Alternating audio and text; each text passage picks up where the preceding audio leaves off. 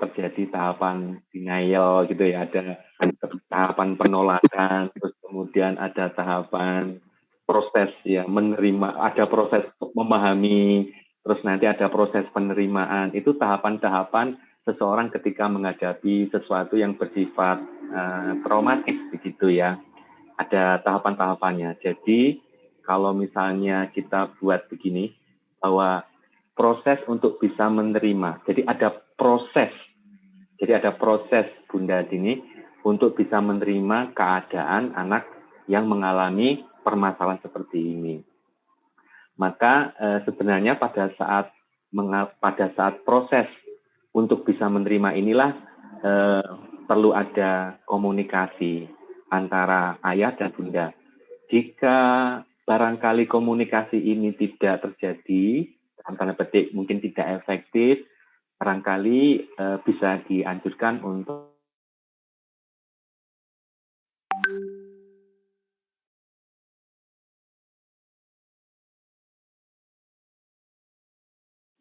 terputus ya.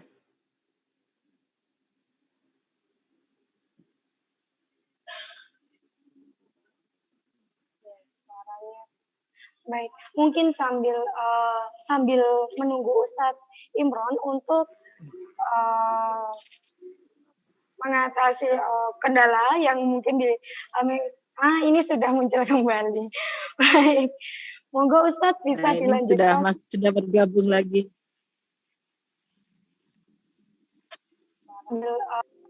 Kembali. Halo, udah? Ya sudah Ustadz, monggo dapat dilanjutkan. Dan jadi itu ada tahapan komunikasi antara ayah dan bunda. Jika diperlukan, mungkin ayah dan bunda sama istri dan bunda kita minta bantuan untuk apa? Pak Imran, mohon maaf suaranya sedikit terputus-putus. Ya, gimana? Cara mengatasinya? Oke, saya jaringan mungkin ya. Memang jaringannya seperti ini. Atau mungkin coba atau mungkin videonya Pak Imran mungkin di off dulu, jadi mungkin suaranya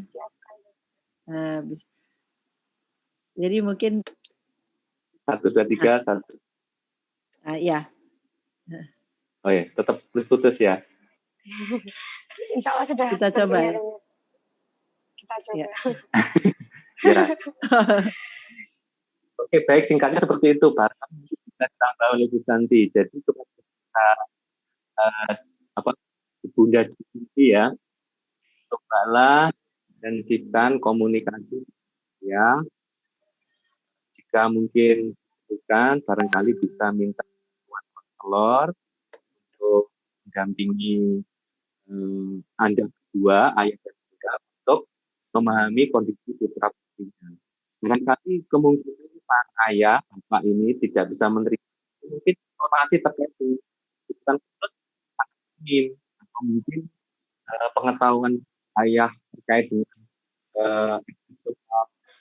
children ini cenderung negatif, gitu ya. Belum banyak tentang hal-hal positif terkait dengan khusus. Seperti itu barangkali jawaban saya. Atau nanti bisa diubah. Itu Sajaila. Baik, terima kasih Ustaz. Memang kita itu harus antara orang tua, khususnya ayah dan ibu, memang harus satu jalur dulu gitu ya. Untuk sebelum kita melangkah ke bagaimana target-target atau bagaimana cara mengkondisikan ananda-ananda spesial, itu memang membutuhkan bahwa kedua orang itu harus satu alur gitu. Harus memang benar-benar targetnya sama gitu, pemikirannya sama seperti itu. Mungkin seperti itu. Nah, ini ada pertanyaan berikutnya dari Muhammad Riyadotus dari Kediri. Pertanyaannya untuk Mas Akmal dan Bu Santi Oh, iya. tentang bagaimana mendampingi Umar ketika usia Mas Umar sudah remaja dan mengingat usia tersebut sudah terjadi masa pubertas gitu. Nah, jadi gimana nih Bu Santi cara mendampingi Mas Umar yang sudah masuk usia remaja dan pastinya sudah terjadi masa pubertas gitu. Monggo Iya. Bu Santi. Siapa dulu nih? Saya dulu apa Akmal dulu nih? Monggo, Bu Boleh Santi. dua-duanya. Oh iya. Ya, jadi memang untuk memahamkan terkait dengan pubertas ya, karena secara teoritis masa pubertas anak berkebutuhan khusus datangnya di waktu yang sama dengan anak-anak tipikal ya. Suara saya terdengar ya? Terdengar Ustazah. Dengar ya. Ya, jadi datangnya di waktu yang sama dengan anak-anak tipikal ya. Jadi kalau untuk anak-anak tipikal kita sudah dari usia 10 tahun ya mempersiapkan fase balik dan pubertas ya. Nah, bagaimana dengan anak-anak berkebutuhan khusus ya? Tentu secara teoritis memang dimulai dari yang sangat mendasar ya, dari perbedaan gender dan lain-lain ya. Nah, kemudian memang harus ada bantuan-bantuan ya, bantuan-bantuan yang kita berikan. Dulu kami memberikan pada Umar selain juga dia dapat info itu dari sekolah tentang pubertas ya. Kemudian kami juga memberi, kebetulan Umar tuh suka membaca, suka menggambar ya. Kami membelikan sekarang ada ya komik ya yang sajikan melalui komik ya, kita juga memberikan itu. Kemudian juga di berbagai kesempatan menyelipkan gitu, menyelipkan pesan-pesan tentang persiapannya dia di pubertas ya. Jadi pada saat balik apa yang harus disiapkan gitu ya. Kemudian ketika suaraku kayak di hal-hal yang seperti itu kita selalu menyelipkan pesan-pesan ya sambil kemudian terus mendampingi ya. Nah, jadi kalau terbantu di awal memang sudah harus kita siapkan ya karena jatuhnya timingnya sama dengan anak-anak tipikal ya.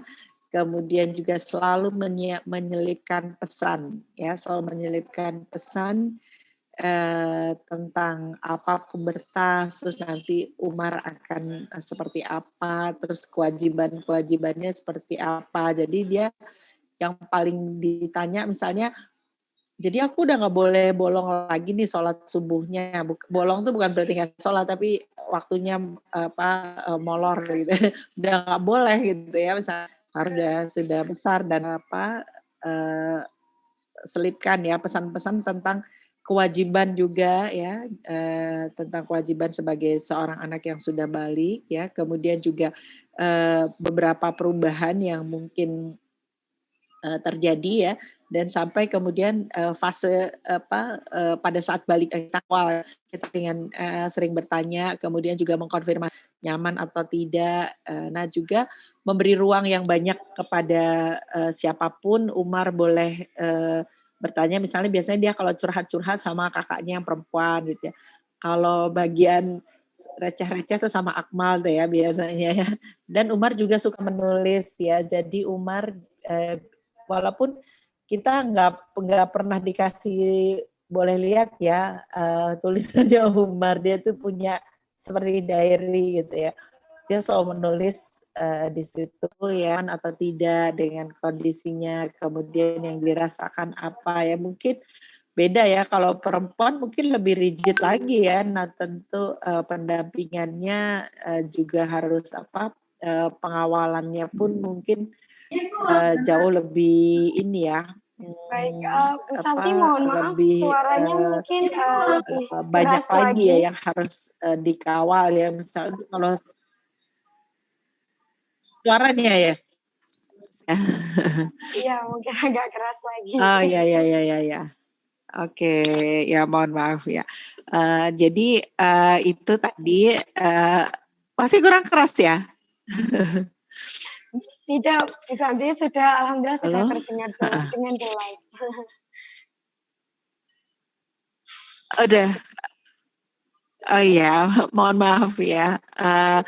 Jadi itu kita sama mempersiapkan dan juga mengkonfirmasi apa yang dirasakan ya, misalnya takutkah dia, khawatirkah dia, kemudian cemas enggak gitu ya. Terus nanti apa saja yang harus jadi kewajiban ya, tentu karena sudah kalau secara fikih kan Umar tidak mengalami disabilitas intelektual, maka dia pun tertib waktu sholat misalnya ya, kemudian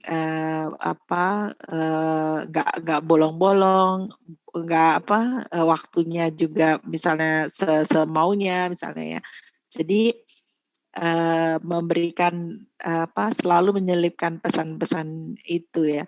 Selain juga memberi ruang kepada dia tadi untuk menyampaikan apa yang dirasakan, boleh lewat kakaknya, mungkin temannya, atau lewat yang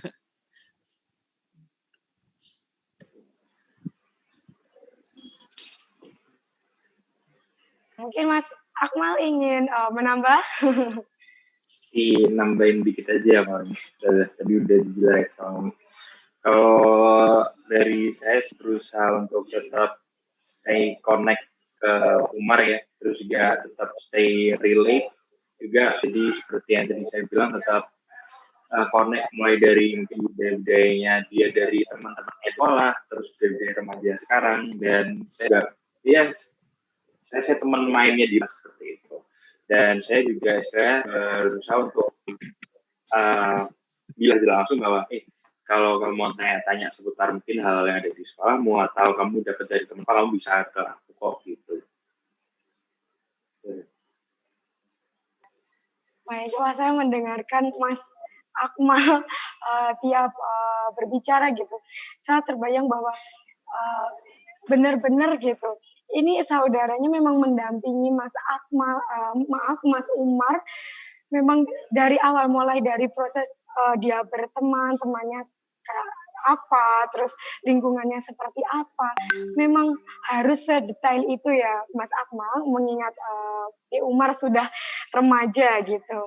Nah, apakah di Umar juga itu Mas Akmal disediakan gadget di rumah untuk sendiri atau masih bersama Umi atau Abi gitu? Bagaimana Bu Santi? Bagaimana Bu Santi? Ya, Umar baru punya gadget dari uangnya sendiri di daring ini ya. Jadi sebenarnya dia minta gadget itu sudah lama, tetapi alasannya masih belum bisa diterima. Jadi dia minta gadget itu nanti kalau teman-temanku SD reuni aku nggak ketahu gitu karena aku masuk grup. Alasannya bagus Bu Santi, Ya, karena reuni SD ya kan ada grup-grup alumni gitu ya. Nah, bisa di HP-nya kakak gitu misalnya ada grup OSIS juga. Nanti kalau rapat OSIS aku nggak tahu ada di HP-nya Umi masih begitu. Tapi kemudian daring ini dan dia ngumpulkan uang ya Mas ya.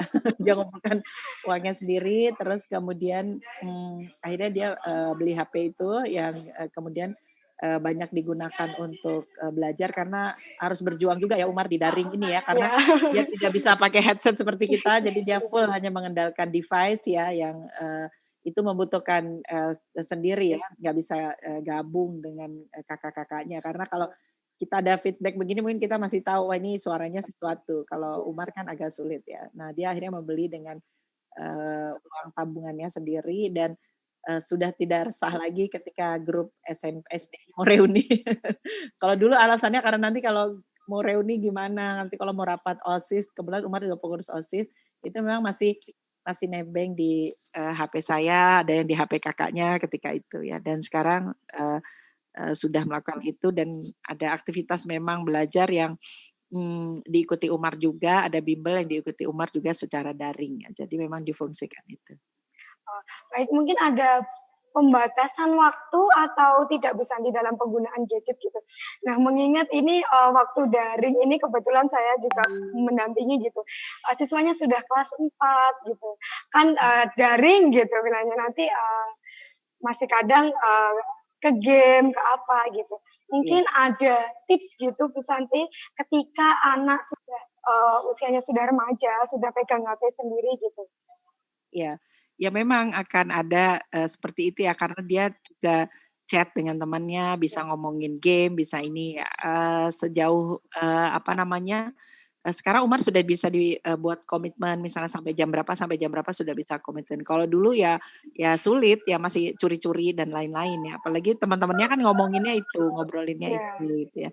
Nah memang dibangun komitmen dan juga berliterasi digital yang sehat ya, membiasakan dia lihat apa, membuka apa, itu harus pakai planning, harus pakai rencana. Kalau misalnya ada kayak gini, Umar mau buka yang mana, mau buka dari web apa, itu selalu ditanyakan, bukan hanya sekedar akan googling gitu ya, tapi dia mau lihat dari yang mana seperti itu. Kalau sekarang memang terbanyak untuk pelajaran daring di sekolah dan beberapa mungkin di aktivitas istirahat atau ngobrol sama temannya di chat ya, yang ada juga grup-grup SD yang dia ikuti gitu ya. Mungkin itu. Baik. Terima kasih Bu Santi dan Mas Akmal. Jadi memang perkembangan anak-anak remaja ini sangat spesial sekali ya. Harus lebih banyak upgrading terus gitu. Baik, saya lanjutkan. Terima kasih Bu Santi dan Mas Akmal. Saya lanjutkan ke pertanyaan berikutnya dari Ibu Anissa Anggraini. Assalamualaikum warahmatullahi wabarakatuh. Waalaikumsalam, Mbak Anissa. Mau bertanya kepada Pak Ustadz Imron. Nah, bagaimana jika anak sulung berkebutuhan khusus dan adiknya normal, serta adik-adik kurang diperkenalkan oleh orang tua? Pemahaman tentang disabilitas dan pemenuhan kebutuhan khusus dari usia dini. Sekarang kakak adik sudah dewasa, tapi jarang komunikasi dan selalu emosional jika si sulung ABK mau berkomunikasi dengan adiknya. Jadi apa yang harus dilakukan? Terima kasih. Pak Imron, perlu saya sampaikan bahwa Mbak Anissa Anggraini ini adalah teman saya waktu dulu saya di TPN gitu. Jadi Mbak Anissa ini memang memiliki kekhususan yaitu tunarungu gitu. Tapi beliau juga saat ini mengajar di SLB gitu. Jadi mungkin pertanyaannya ini bagaimana Mbak Anissa itu dengan dengan adiknya gitu bisa menjalin komunikasi yang hangat. Mungkin seperti itu. Ya. Ini dengan penjelasan dari Ustazah Hela, saya mencoba untuk bisa memahami situasinya ya. Bahwa ternyata ini pertanyaannya untuk Mbak Anissa Anggraini sendiri sebagai kakak sulungnya ternyata. Yeah. Bukan ini, tadi persepsi saya ini orang tua punya anak sulung ya, terus punya adik-adik yang tidak bisa paham kakaknya yang mengalami kebutuhan khusus, sehingga apa yang harus dilakukan oleh orang tuanya. Nah, tadi saya pahami begitu. Ternyata ini yang bertanya adalah kakak sulungnya. Iya, kakak sulung. Oh, iya. Yang bersangkutan. Baik. Yang bersangkutan. Yang bersangkutan. Nah, kalau memang yang bersangkutan yang mengalami masalah ini mengalami kesulitan untuk menjelaskan kepada adik-adiknya, ya prinsip sederhananya ya minta bantuan ke yang lain yang bisa memahamkan kepada adik-adiknya. Itu yang prinsip paling sederhana. Karena boleh jadi begini kan, ini kan bab masalah sudut pandang nanti ya, jadi cara memandang masalah ini. Jadi kalau misalnya nanti diberikan penjelasan itu oleh misalnya Bu Ustazah Santika atau mungkin Ustazah Hela sebagai temannya menjelaskan kepada adik-adiknya gitu ya, barangkali mungkin adik-adiknya bisa lebih memahami dibandingkan dengan kalau kakaknya sendiri yang mungkin secara komunikasi juga akan mengalami kesulitan, dia mengalami kesulitan untuk berkomunikasi terkait dengan keterbatasan kemampuan dia berkomunikasi, tentu akan sulit memahami dan ya wajar kalau kemudian mereka emosi ya. Tapi kalau kemudian nanti penjelasan itu bisa dilakukan oleh orang yang memahami situasi ini, nah menjelaskan tentang kondisi yang dialami oleh Mbak Anissa ini atau Bu Anissa ini. Nah, harapannya mungkin adik-adiknya bisa lebih memahami, itu harapannya seperti itu. Nah, mengenai bab kurang diperkenalkan orang tua, ya ini kan akhirnya dari banyak kasus itu kita dapati situasi seperti ini ya. Kalau bab kita itu berbicara sibling support itu kan di awal itu kita melakukan hal-hal yang supaya itu tidak terjadi. Nah, selalu saja pertanyaannya, lek wis terjadi piye? Selalu begitu ya.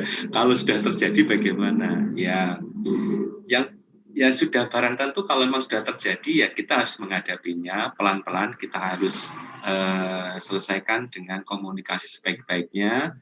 Prinsipnya kalau dalam prinsip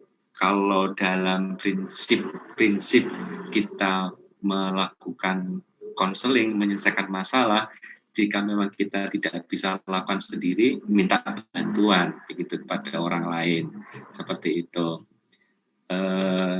Tentu awalnya harus ada identifikasi, tanya ke dokter, kalau saya sudah kena COVID ini bagaimana? Nggak bisa dia ngobatin sendiri tanpa minta bantuan orang lain untuk diperiksa, didiagnosa, dan seterusnya. Gitu. Jadi nanti kalau misalnya ada pertanyaan serupa lagi, seperti tadi pertanyaan dari Bu Dining dari Solo tadi itu ya, memang kita perlu bantuan orang lain untuk melakukan proses diagnosa, menemukanali. Saya mengistilahkan proses diagnosa itu proses mengidentifikasi ya, menemukanali sebenarnya permasalahannya ada di mana. Kita perlu bantuan orang lain. Nah, nanti kalau sudah ketemu dengan kita proses identifikasi, menemukanali itu, permasalahan yang ada di sini misalnya, oh masalahnya ada di komunikasi, oh masalahnya ada di status atau posisi sosial saudara-saudaranya, oh masalahnya tidak ada di masalah latar belakang ekonomi, oh masalahnya berkaitan dengan misalnya harapan-harapan yang belum sesuai, oh ini masalah berkaitan dengan posisi orang.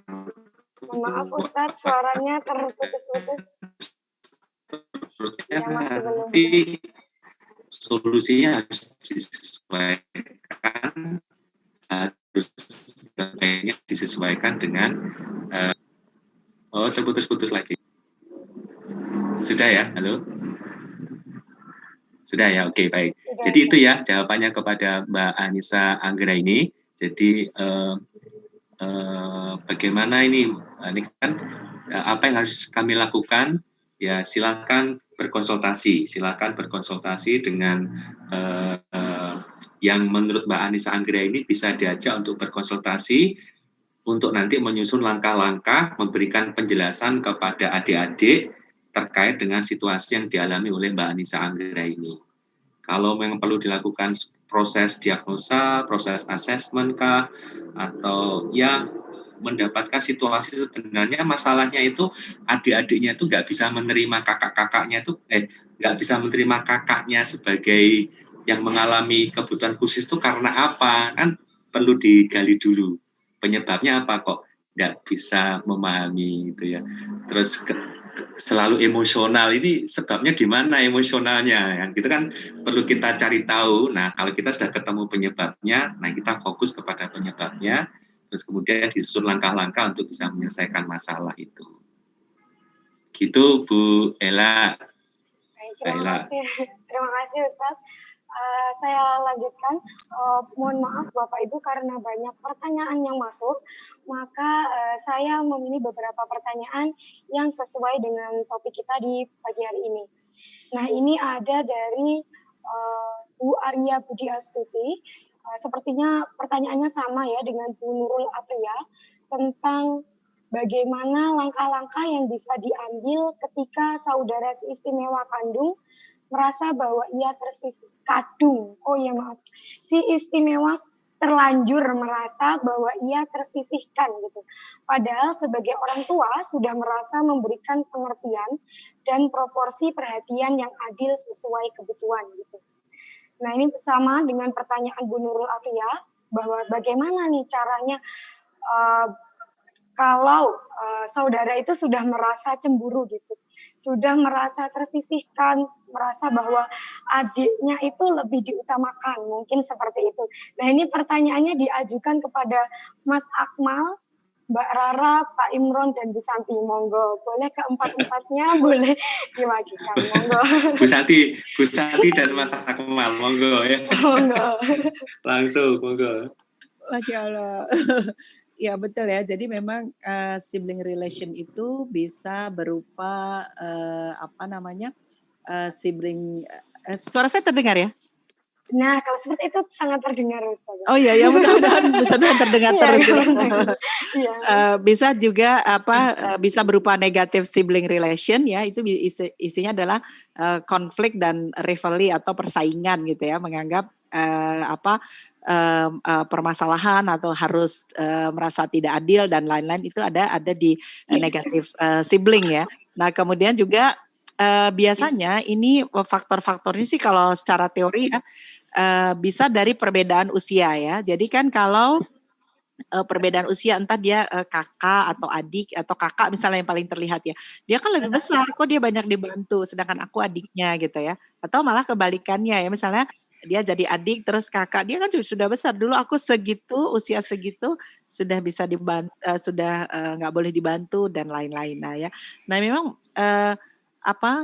wawasan kepada anak-anak ya bahwa mereka bertumbuh dan berproses bersama-sama.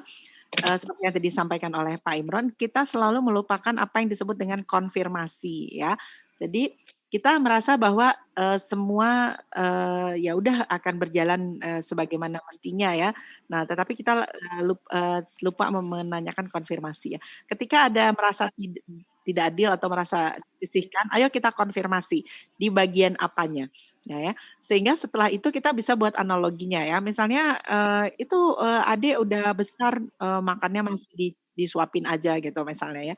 Nah, kita analogikan lagi. Coba sekarang Mas misalnya mau pasang gantungan dibantu ayah atau enggak gitu kan ya. Jadi kita akan membuat analogi bahwa setiap manusia di setiap sisi itu pasti ada kebutuhan dibantu oleh orang lain gitu ya. Jadi tidak boleh dibuat anak membuat penilaian yang sama gitu ya. Kalau dia dibantu, aku dibantu.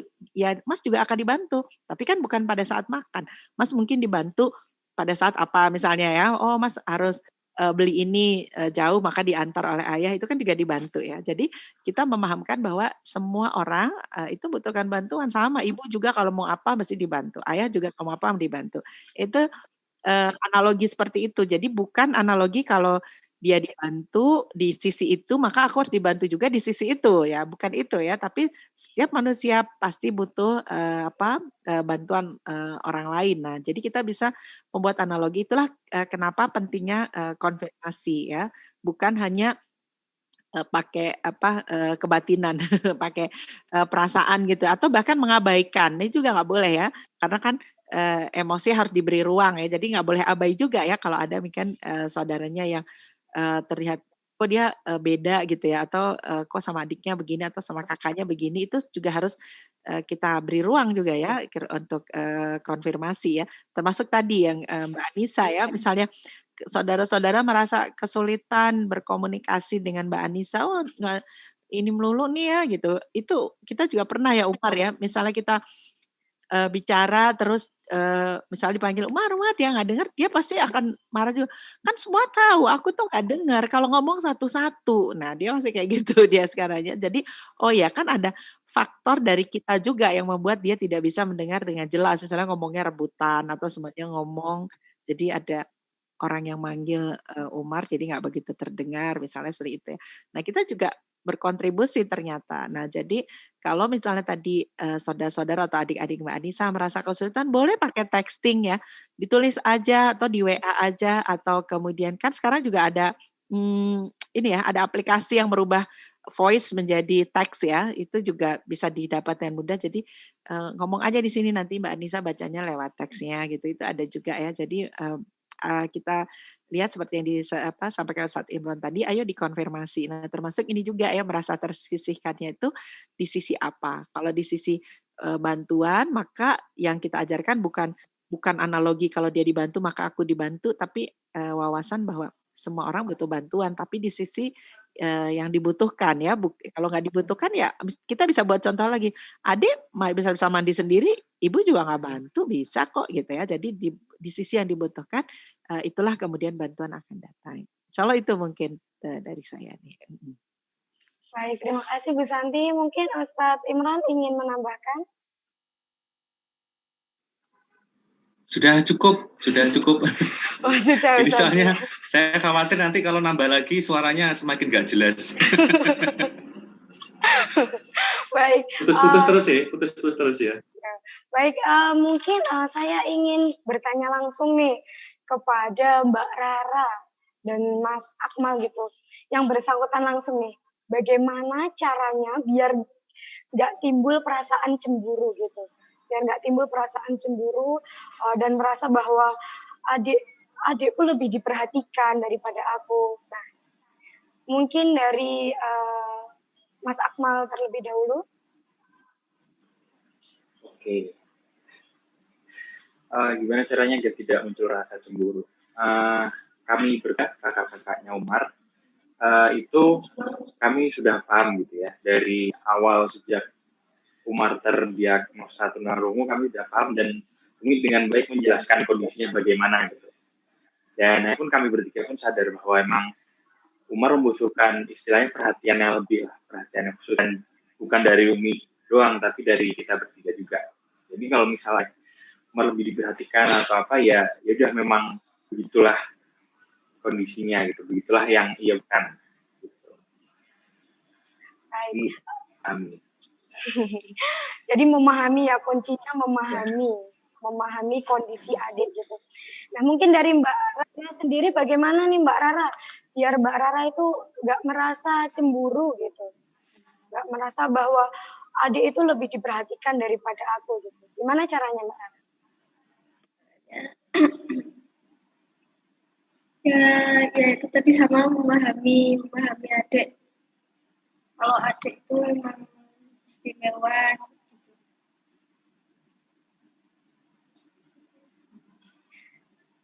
Baik, jadi kuncinya sama-sama saling memahami, sama seperti yang dikatakan oleh Bu Santi, Mas Akmal, dan Mbak Rara, bahwa kondisi adik itu memang seperti itu. Jadi memang sepatutnya kita memahami dan membantu bagaimana adik itu bisa berkembang sesuai dengan kebutuhannya. Seperti itu mungkin. Terima kasih Mas Akmal dan Mbak Rara untuk jawabannya.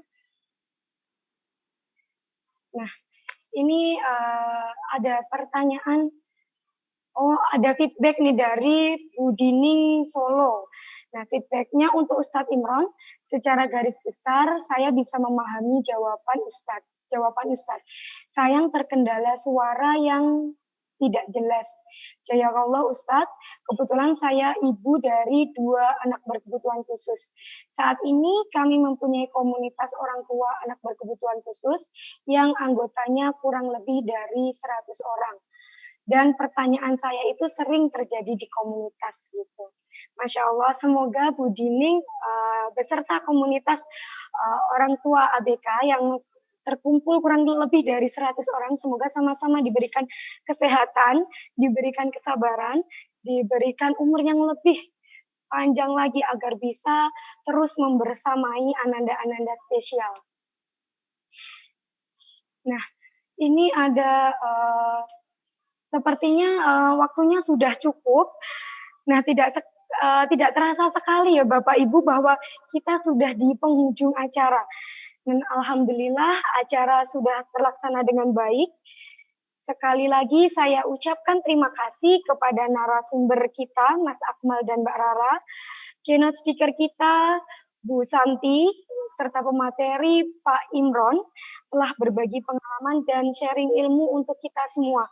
Dan saya juga mengucapkan terima kasih kepada Bapak Ibu semua yang telah meluangkan waktu untuk menyimak webinar di pagi hari ini.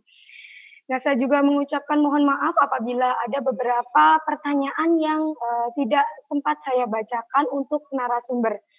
Nah, di akhir saya ingin menceritakan sedikit pengalaman saya bahwa ketika saya kurang menaruh minat atau bad mood gitu istilahnya. Mood saya berantakan, kemudian saya bawa ke sekolah, pasti ada aja tingkah menggemaskan gitu dari anak-anak istimewa gitu. Nah, berbeda lagi ketika saya bersemangat gitu. Saya sudah bersemangat, saya sudah menyiapkan pembelajaran, saya siap bertemu dengan anak-anak, maka juga akan ada sesuatu hal atau hal-hal istimewa atau hal-hal yang menakjubkan yang mereka berikan kepada saya. Nah, di sini saya menyimpulkan bahwa apapun yang kita berikan kepada mereka gitu, apapun yang kita lakukan, apapun yang kita pikirkan, apapun perasaan kita akan mereka bawa seutuhnya gitu. Nah, meskipun mereka itu tidak di antara mereka ada yang tidak mampu untuk menjelaskan atau mengatakan bahwa Ustadzah sedang apa, Ustadzah kenapa seperti ini. Nah, mungkin dari situ mereka itu sudah merasakan gitu.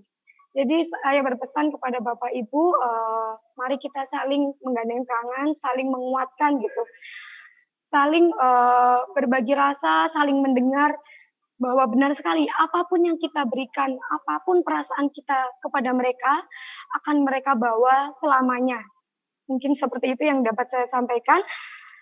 Saya selaku moderator ingin meminta maaf jika selama sesi ini berlangsung terdapat kata yang kurang berkenan di hati Bapak Ibu sekalian. Saya akhiri webinar di pagi ini. Wassalamualaikum warahmatullahi wabarakatuh. Bapak Ibu bisa menyalakan kamera terlebih dahulu, kita foto bersama.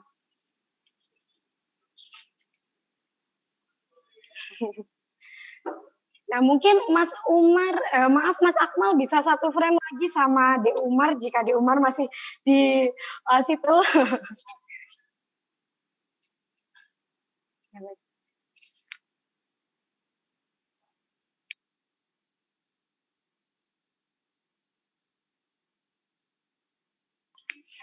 Monggo Bapak Ibu boleh menyalakan kamera masing-masing, kita foto bersama. Nah, Mbak Naila bisa bergabung dengan Mbak Rara. Nah, kita foto bersama. Nah, silakan Bapak Ibu dinyalakan kamera masing-masing. 1, 2, 3. Sekali lagi. 1, 2, 3. Slide berikutnya. 1, 2, 3. Satu lagi ya Bapak Ibu. 1, 2, 3. Nah, terima kasih Bapak Ibu sudah bergabung. Terima kasih Ustaz. Terima kasih. Jazakillah. Terima kasih ilmunya. Mbak Yaki, Ustazah. Mbak Yaki.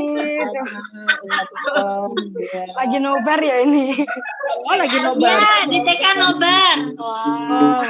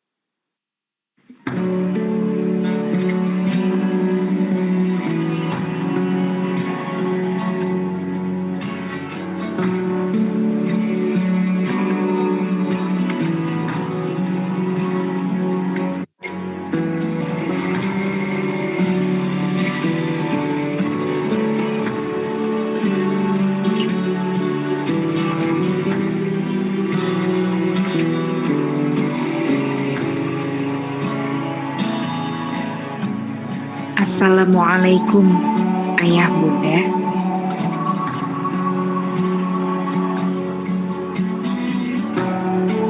Bunda adalah ibu terbaik yang memiliki keteguhan luar biasa.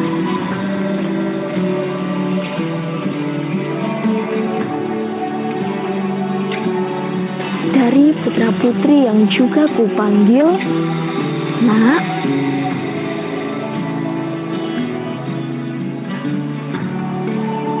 Ayah adalah bapak terbaik dengan kesungguhan yang tiada tara dalam memimpin keluarga.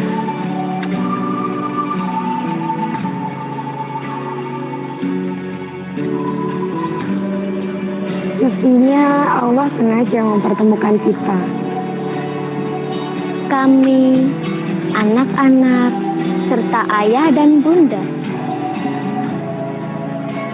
Dengan alasan yang pasti banyak kebaikannya.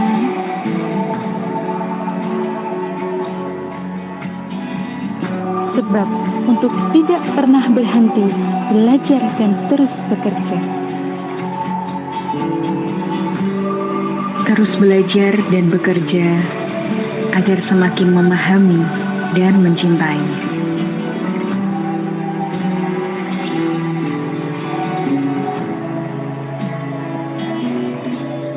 Terima kasih ayah bunda telah mengurap doa-doa.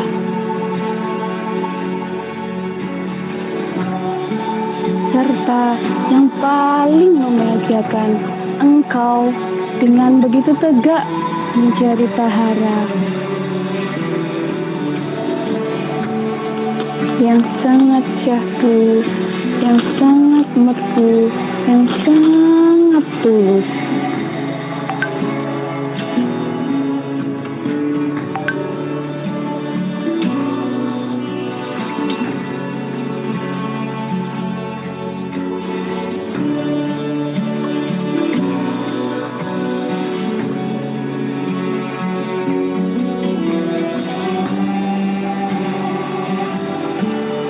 Bagaimana dulu engkau harap-harap kehadirannya dalam kehidupanmu.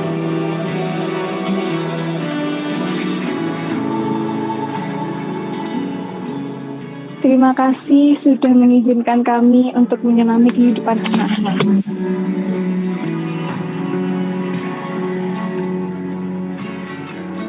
Terima kasih telah memberikan kesempatan pada kami untuk melihat dengan jelas ketegaran-Mu. Walau kemarin air mata banyak bersaksi atasmu.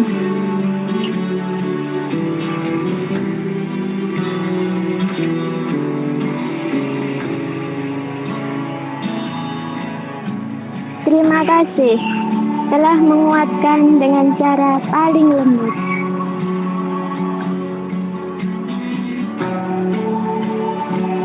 Sebab tidak pernah menyerah hingga hari ini.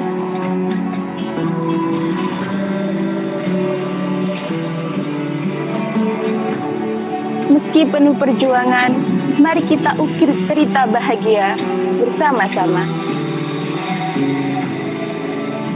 Semoga Allah ridho hingga ke surga. Salam hangat dari kami, segenap tim inklusi Yayasan Bina Insani Kediri. Wassalamualaikum warahmatullahi wabarakatuh.